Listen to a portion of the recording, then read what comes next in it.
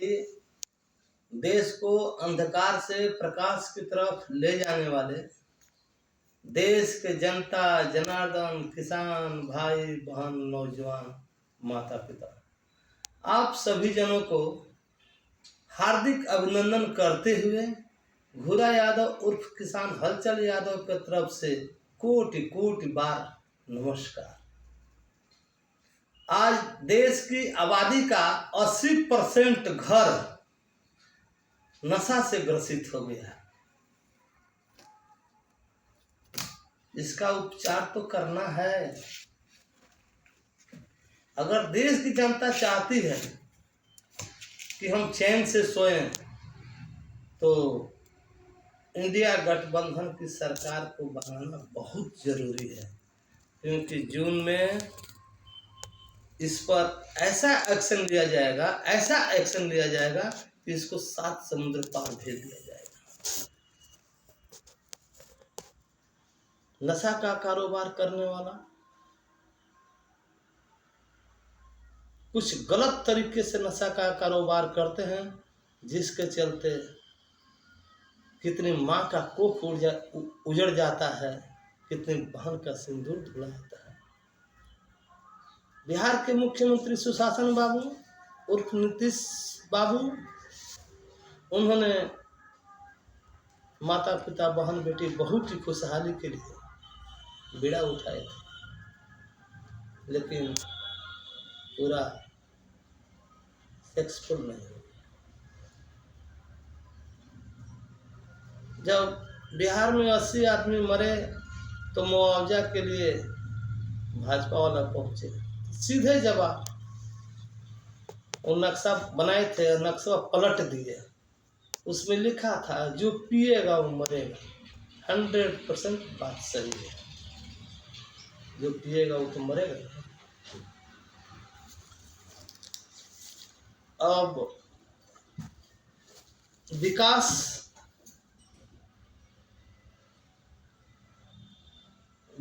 का कहना है कि 2024 का चुनाव बैलेट पेपर से होगा और बूथ पर ही काउंटिंग होगा, जनता जनार्दन के सामने।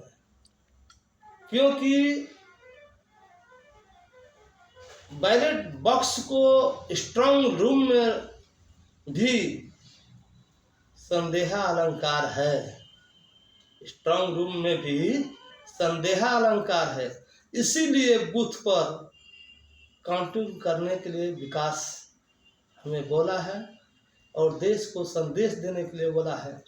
कुछ नेता लोगों के सपना में भगवान आते हैं, हमारे सपना में ये विकास है।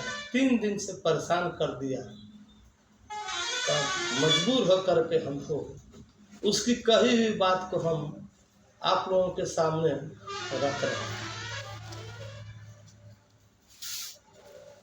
उसके बाद आते हैं, कुछ नेता लोग कहते हैं कि 70 साल बनाम 70 महीना। बिल्कुल बात सत्य है, एकदम सत्य है। 70 साल बनाम 70 महीना, क्योंकि 70 साल में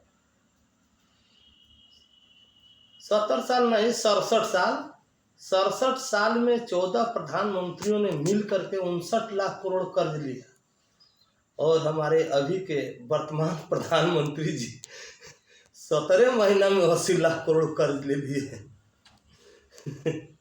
आज देश के ऊपर 155 लाख करोड़ कर्ज हो गया। इसका मतलब कि 96 लाख करोड़ कर्ज लिए हैं। ये तो मीडिया का हमें बताना ना देश की जनता को। अभी 6 महीना बाकी है, पता नहीं कितना देंगे। लेकिन 59 लाख करोड़ कर्ज में कांग्रेस ने लिया तो क्या क्या किया।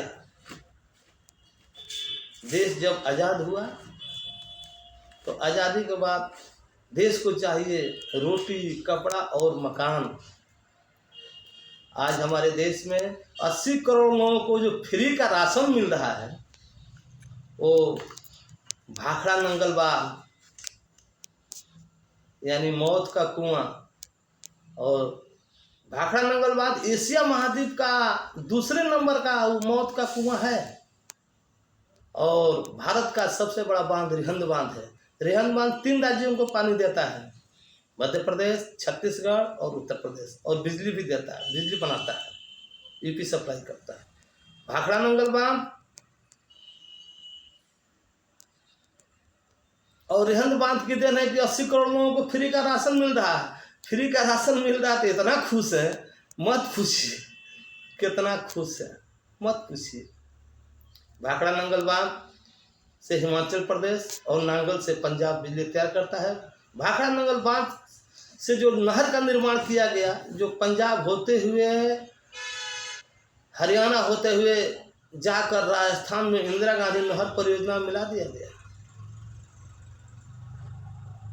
आज इसी की देन। हमारे देश में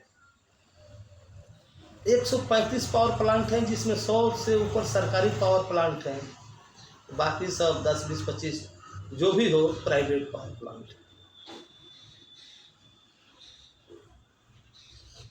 आज दुनिया का चौथा number steel plant Bokaro steel plant किसने बनवाया? कांग्रेस ने।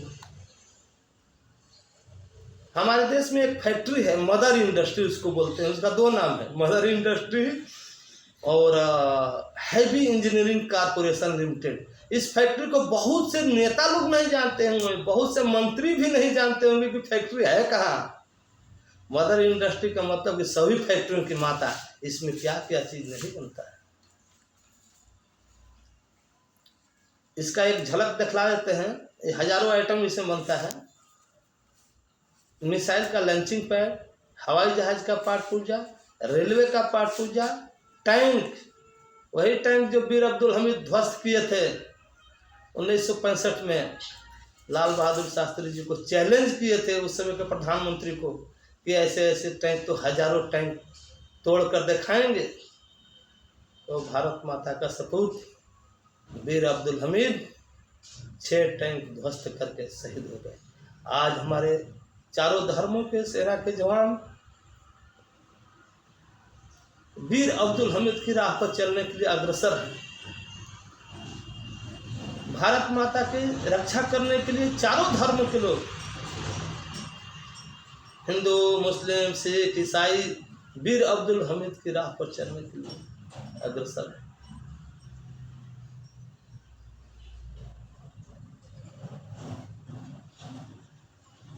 और उसमें सावल मशीन, पोकलेन मशीन, जेसीबी बनता है, जिसको कि जोगी बाबा बुलडोजर कहते हैं। ये लोग तो अपने इंफ्रास्ट्रक्चर से एक साइकिल तक नहीं बना पाए और कहते हैं कि 70 साल बनाम 70 महीना। राउरकेला स्टील प्लांट, भिलाई इस्पात कारखाना, Durgapur steel plant, 9 refinery crude oil है, फैक्ट्री है 9 क्रूड ऑयल रिफाइन करने के लिए। ये कब बनाए हैं? एक बड़े मजे की बात सुना रहा हूं। सन 2022 जून में क्रूड ऑयल का रेट था 120 रुपये डॉलर प्रति बैरल, तो डीजल और पेट्रोल का रेट था 90-97। जून 2022 की बात कर रहा हूँ। और 2 जून 2023 को दैनिक पेपर में दिया था, दैनिक जागरण में 2 जून 2023 को, कि निचले स्तर पर क्रूड ऑयल आ गया है 74 रुपया 98 पैसा डॉलर प्रति बैरल। उसके हिसाब से डीजल 48 रुपया, पेट्रोल 55 के होना चाहिए। तो न 20 पैसा घटा न 20 पैसा बढ़ा। वित्त मंत्री और पेट्रोल मंत्री इसका जवाब देंगे क्या? नहीं दे सकते।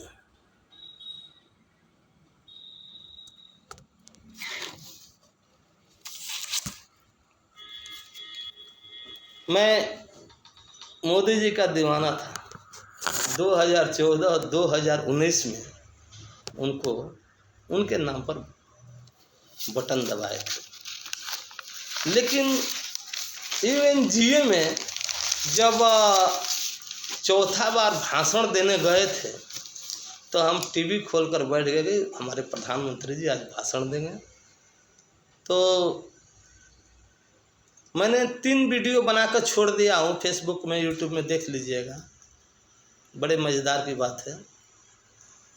मैंने ये ज़रूर कहा है कि किसी भी बात को, एक बात को बार बार दोहराने से नफरत होती है और शब्द के अनेक अर्थ होते हैं, शब्दों के अनेक अर्थ होते हैं और किसी भी बात को अगर बार बार दोहराइएगा तो नफरत होती है। इवन जी में देश के प्रधानमंत्री कहते हैं कि मैं एक चाय बेचने वाले को चौथी बार भाषण देने का सौभाग्य प्राप्त हुआ, तो हमको भी सौभाग्य प्राप्त हुआ। टीवी बंद कर दिया, नफरत वहीं से स्टार्ट हो गई। फिर उसके बाद गुजरात चुनाव में कहते हैं क्या, अभी भी फिलहाल हुआ है ना, मैं डेली 2.5 किलो खाता हूँ। अरे भैया, आप जब डेली 2.5 किलो खाते हैं तो मनरेगा में काम करने वाले किसान, खेतों में खेती करने वाले, मकान बनाने वाले मजदूर, फैक्ट्री में लेबर, ये कितना खाएंगे? 2.5 किलो अगर ही खाते हैं तो 2 दिन में तो 5 किलो ख़त्म हो गया। तो 5 किलो राशन से काम चलेगा? नहीं न चलेगा। और देश के प्रधानमंत्री मध्य प्रदेश चुनाव में कहते हैं कि अरे मूर्खों के सरदार। क्या ऐसी बात कहनी चाहिए? देश के एक जिम्मेदार व्यक्ति, देश के प्रधानमंत्री को ऐसी बात नहीं कहनी चाहिए कि मैं 2.5 किलो डेली खाता हूँ और अरे मूर्खों के सरदार। क्या ऐसी बात कहनी चाहिए? नहीं कहनी चाहिए। अभी कुछ महीना पहले देश के गृह मंत्री साहब कहते हैं क्या कि 2024 में कांग्रेस दूरबीन से नहीं दिखाई देगा। ये तो कटाक्ष शब्द हो गया, कटाक्ष शब्द हुआ ना। संसद का जब शीतकालीन सब चलता है तो देखने का मन नहीं करता है, क्योंकि सवालों का जवाब ही नहीं मिलता है, चाहे पक्ष हो और चाहे विपक्ष हो। सवाल का जवाब दीजिएगा तब न संसद चलेगा। तब कर दीजिए अनिश्चित काल के लिए। अभी सुने हैं कि हो गया है, कल शायद हुआ है।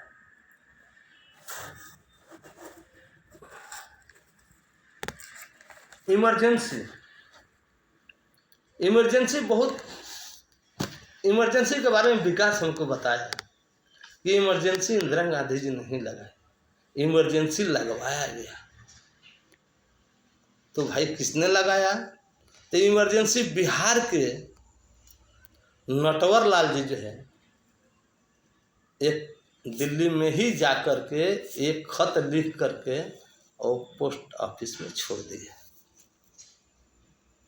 और उसमें लिख दिए, साफ लिखे थे कि इमरजेंसी तत्काल लगाइए, अगर नहीं लगाते हैं तो देश का पैसा विदेशों में चला जाएगा। इंदिरा गांधी की ये बात खटखटक गई और तुरंत इमरजेंसी लगाई। बोली कि इमरजेंसी काहे लिए है? देखने के लिए है कि चाटने के लिए है? तुरंत इमरजेंसी लगा। अगर इमरजेंसी नहीं लगता तो आज सबके खाते में 15 लाख आ जाता। लालू चाचा के खाता में तो बहुत ज़्यादा आता।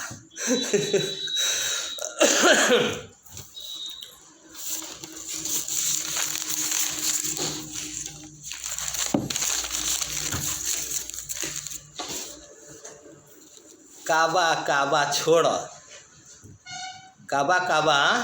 छोड़, अब सुन है ने कि भारत में काबा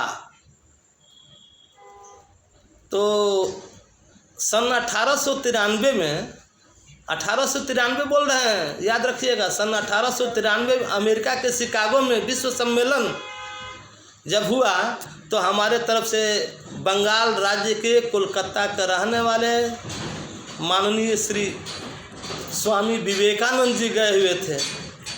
इनको बैठने के लिए पीछे जगह मिला और भारत को किस दृष्टि से देखता था सभी लोगों को 5-5 मिनट का समय मिला था भाषण देने के लिए। जब भारत सब विद्वान भाषण दे लिए तो भारत का नंबर आया। स्वामी विवेकानंद जी भारत का 1 लाख बरस पुराना इतिहास और सनातन धर्म अपने हृदय में लेकर गए थे, इस पर भाषण दूंगा। लेकिन वहाँ हुआ कुछ और। इनका जब नंबर आया तो विश्व के सारे विद्वान वैज्ञानिक उठकर चल दिए और प्रोफेसर साहब, विद्वान वैज्ञानिक प्रोफेसर साहब बोर्ड पर 0 लिखकर चल दिए, सब चल दिए। हमारे माई का सपूत, भारत माता का लाल देरी नहीं किए, तुरंत स्टेज पर पहुंचे और 0 पर ही बोलना चालू किए। The world is zero, the world is zero. संसार गोल है, दुनिया गोल है, पृथ्वी गोल है, फुटबॉल की तरह। तो विश्व के विद्वान वैज्ञानिकों के कान में गया, अमेरिका के विद्वान वैज्ञानिक प्रोफेसर साहब के कान में गया कि द वर्ल्ड इज जीरो, संसार गोल है, दुनिया गोल है, पृथ्वी गोल है। ये चीज़ तो हम लोगों को पता ही नहीं है। तब फिर आकर के अपना अपना चेयर पकड़ लिया लो। उसके बाद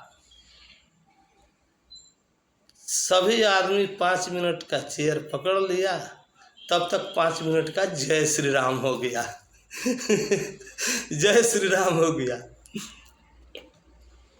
तब अमेरिका के विद्वान वैज्ञानिक ने 5 मिनट का और समय दिए इनको कि 5 मिनट और बोल दीजिए, 5 मिनट और बोले। कुछ विद्वान वैज्ञानिकों ने खड़े होकर कहा कि सर इन्हें 1 घंटा का समय दीजिए। तो हमारे माई का लाल सपूत ने बोला कि सर हमें 24 आवर्स का समय दिया जाए। तब अमेरिका के विद्वान वैज्ञानिक, वो तो विद्वान वैज्ञानिक थे, समझ गए कि 10 मिनट में धार के खींच दिए हैं, इस 24 घंटा में क्या करेंगे। तब निर्णय सुनाए कि भारत के विद्वान वैज्ञानिक स्वामी विवेकानंद जी के सामने, उंगली हटाओ, सारे विद्वान वैज्ञानिक 0 हैं। सबका सर झुक गया और भारत का डंका बज गया और बोले कि भारत, उंगली हटाओ ना, उंगली हटाओ, भारत ज्ञान का भंडार है, ज्ञान का भंडार है। तो भारत में ज्ञान के भंडार बा, ज्ञान के भंडार बा, काबा काबा छोड़ा, भारत में ज्ञान के भंडार बा, ज्ञान के भंडार बा। चलो गाना गा रहे तनी।